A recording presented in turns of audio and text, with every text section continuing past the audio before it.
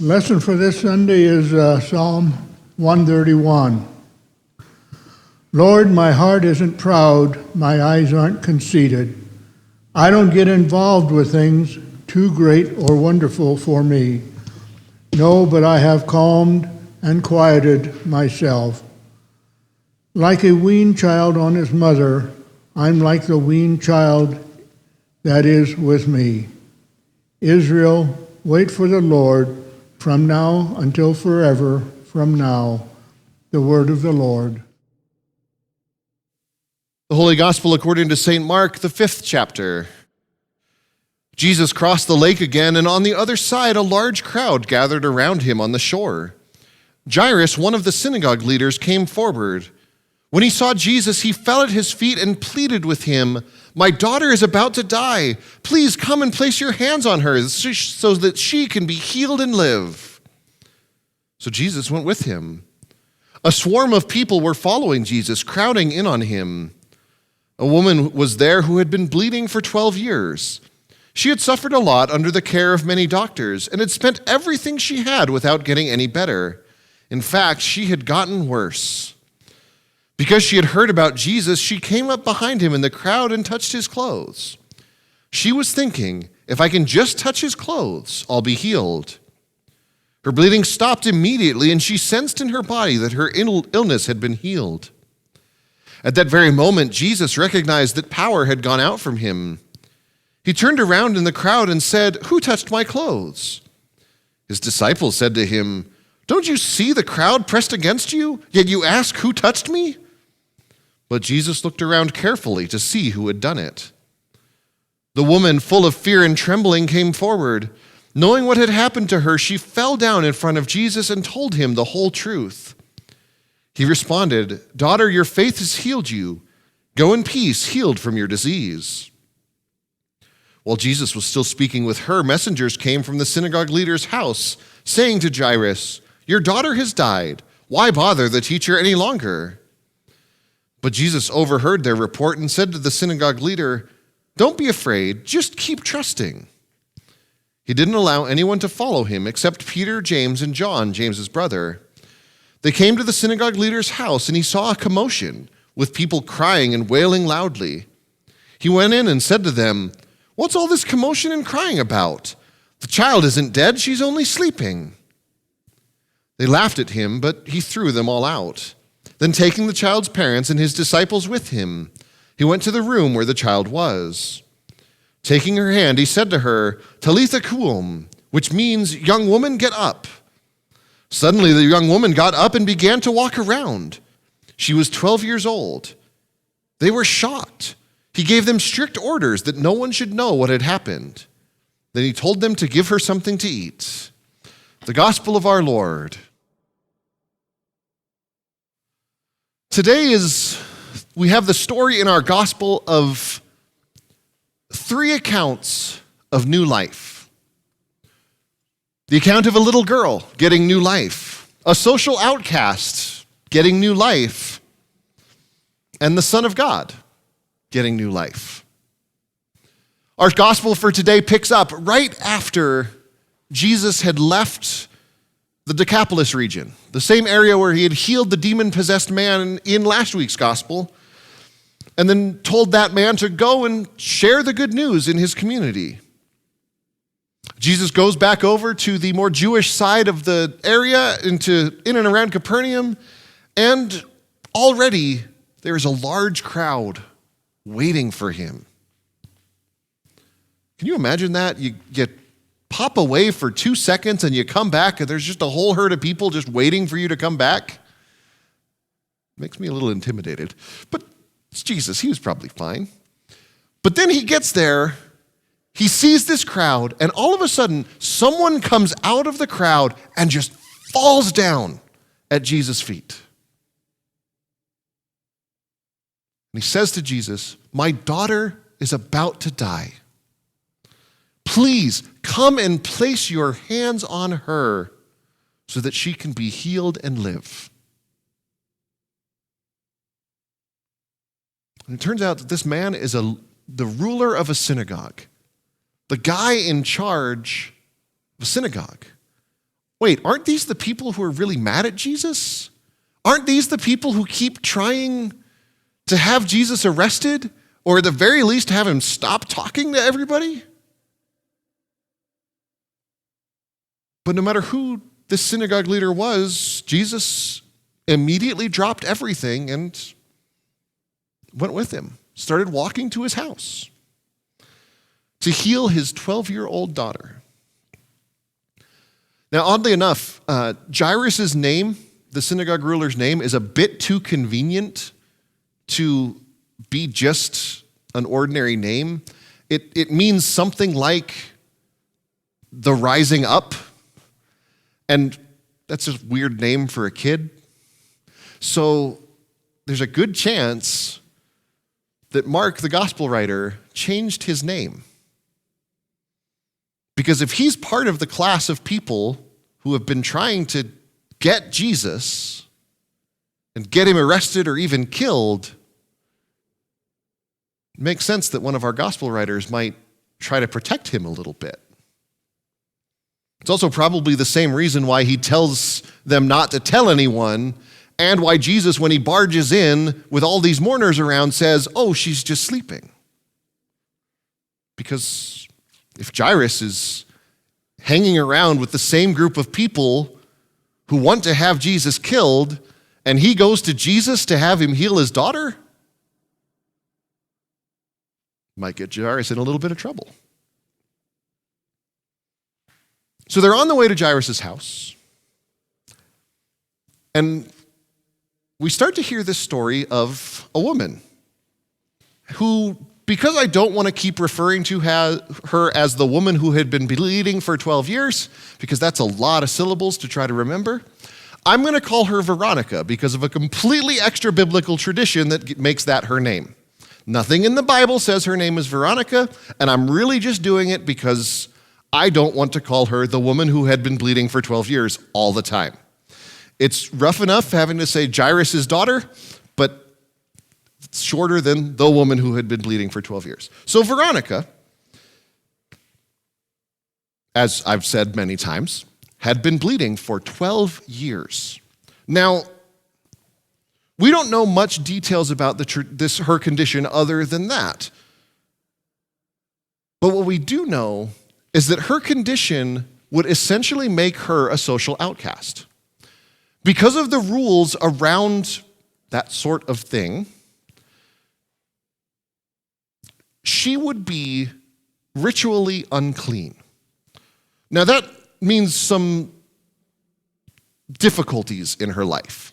It probably wouldn't have affected, like her getting food or things like that, but it would meant no one would ever want to spend any time with her. Because if you touched her, or touched anything that she touched, you would be ritually unclean. And you would be ritually unclean until you could have a ritual bath later that evening. These were what the rules were. So anyone that she encountered would, say the woman standing over here, anyone that comes near her and sees her would do one of these. Kind of like what I do if I'm around somebody who's sick and you kind of hiss and you go, step away. Isn't that what everybody does? Right?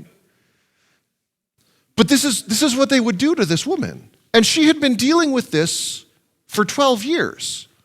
So it's more than just the medical condition that she has. She would have almost no social interaction because it became easier for everyone else to just not deal with her. Because some of this stuff is ridiculous. If you sat in a chair that she had sat in, you would be ritually unclean.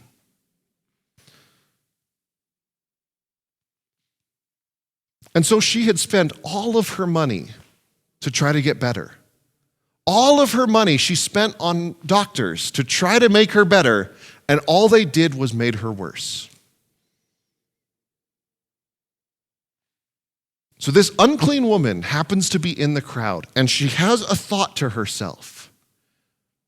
And she thinks, this guy is a healer, and if I just go up, and if I just touch his cloak, then I will be healed. And the bit that the gospel writer doesn't tell us, but probably was still going through her head is, and he will never know. Because if he doesn't know who touched him, then he won't be unclean. So I'll just sneak up, touch his cloak, and then I know I'll be healed. So that's what she did.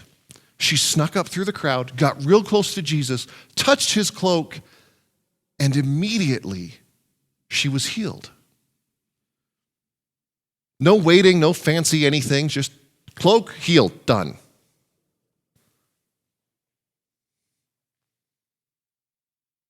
But then Jesus noticed that something happened. He tries to figure out who touched him. Of course, it's Jesus. He already knows full well who touched him. And this woman comes forward then and says, I touched you. I knew you could heal me. I'm sorry. I know I did something wrong. I wasn't supposed to. Now you're unclean. And Jesus just says, no, you're healed. Your faith has healed you. And while that conversation is going on, I'm sure is going to be a horrified Jairus looking on and going, how can this guy touch my daughter because now he's unclean?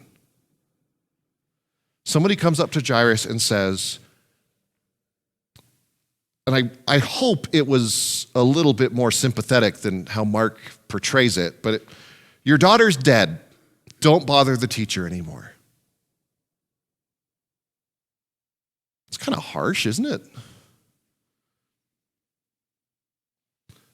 You kind of get the impression that Jairus' friends maybe weren't very happy with him going to see Jesus. But Jesus instead says to Jairus, don't be afraid. Just keep trusting. And they go to Jairus' home. They see all the mourners.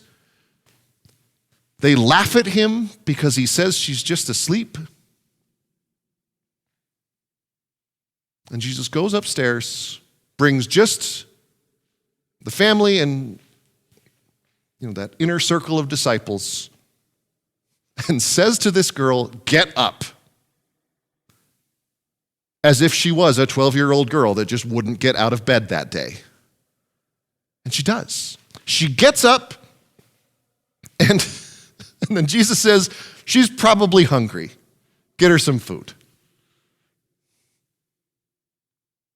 And that's the scene. We have this young girl who is raised. We have this social outcast who, is also raised. She is no longer unclean. So what about Jesus? Where does his resurrection fit into this? I told you there were 3, right? The beautiful thing about the Gospel of Mark is that so much of what happens in Mark's Gospel points you to Jesus' resurrection.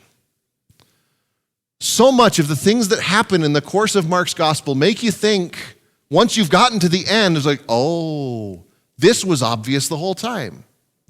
It's like, when you watch a movie with a really good twist, and you watch it again, and you kind of watch for all the ways that they told you that the twist was going to be obvious, and if you hadn't seen it before, it's not obvious at all, but if you've seen it, you go, oh, that's what, and that means that's what Mark's Gospel is like. Everything ties together, and it all points to the resurrection of Jesus. And especially if you look at the story of Jairus' daughter, there's a lot of parallels between what's going on with Jairus and what's going on with Jesus' disciples. Right up until the point when the messenger showed up, Jairus had hope. He knew that Jesus would be able to heal his daughter and everything would be better. And right up until the point of Jesus' death, the disciples still had some hope. They had hope that he would be able to just get out of this situation like he had gotten out of so many situations before. But then the news comes for Jairus that his daughter had died, and all his hope is gone. Because healing somebody is one thing, bringing somebody back from the dead is something else entirely. Similarly, Jesus' disciples, when Jesus died on that cross, their hopes were crushed.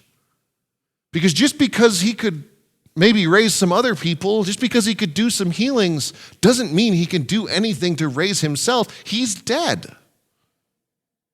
And they had lost hope. But then they both rose. Jairus' daughter rose at Jesus' command, saying, "Arise, get up." And then at the empty tomb, the messenger says to the women who were there, "Jesus isn't here. He got up. He rose." The raising of Jairus' daughter points directly to the raising of Jesus. So that's still two. I left one out. Because where does the social outcast fit into that? And I think she fits in because of faith. She knows that Jesus is the answer to everything that she's been looking for. And her response is, "I'm going to go touch his cloak because I know he can make me better." She had exhausted all of her options. She had done everything that was in her power to do to heal herself. And then she heard about Jesus, and she knew that he would make her better.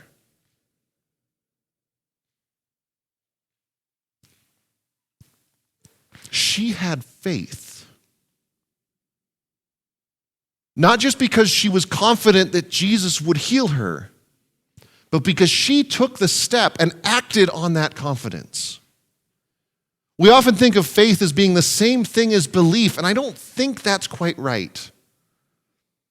Because you can believe in God but not have faith in God. You can believe in God but never actually do anything about it.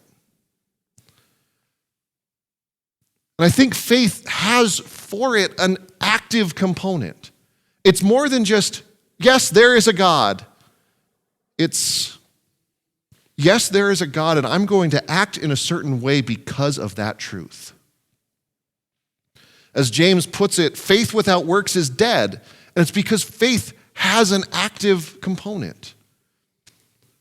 Faith is saying, I trust God for this, and doing something about it, instead of saying, oh yeah, I trust God, and then just never doing anything about it. I can believe that God is going to do something, but if all I do is just sit and make myself content in that belief and never act on that belief, then I'm not having faith. I'm just believing.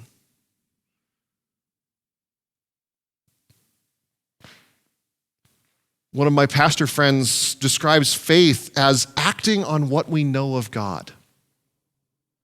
I think that's a really interesting definition of faith.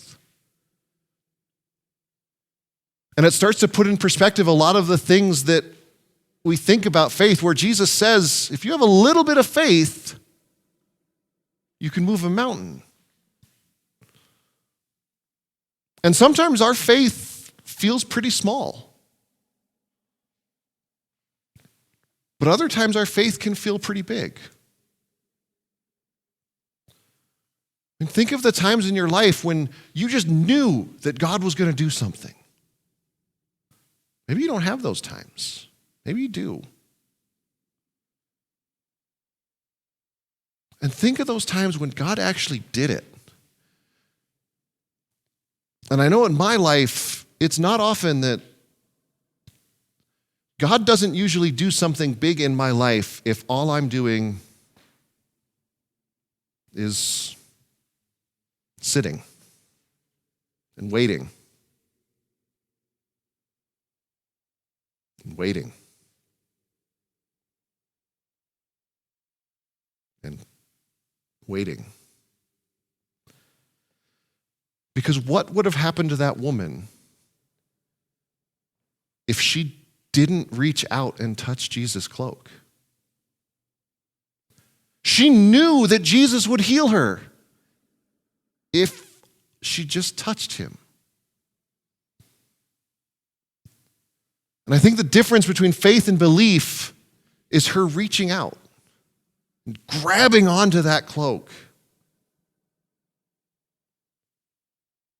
Because it's taking the things that we believe, the things that we know about God, and giving it an active component. It's living a life that isn't just believing in God, but is loving him, serving him, trusting him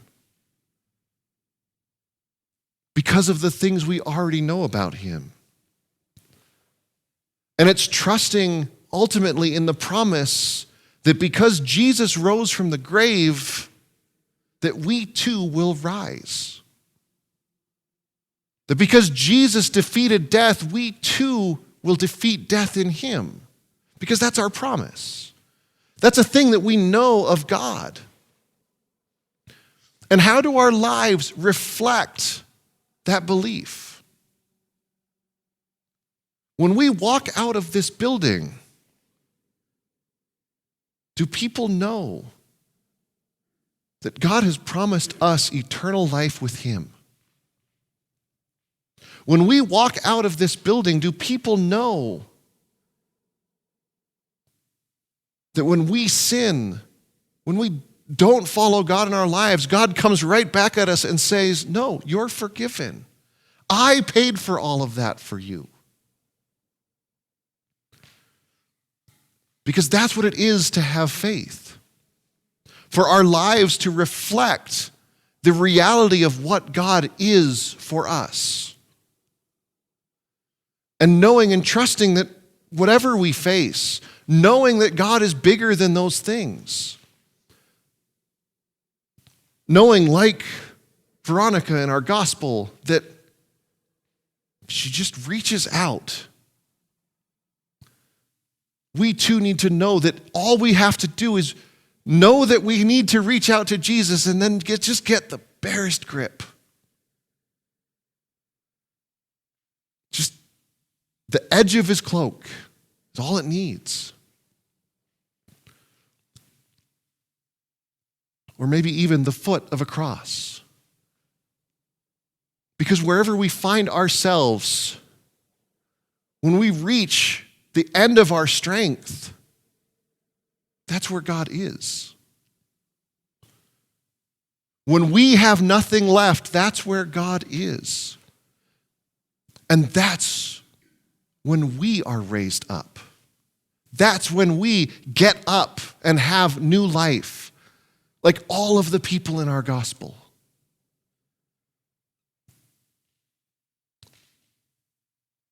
And that's what faith does.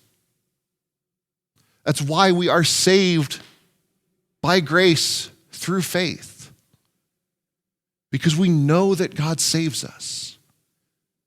And we take that, pardon the almost pun, step of faith.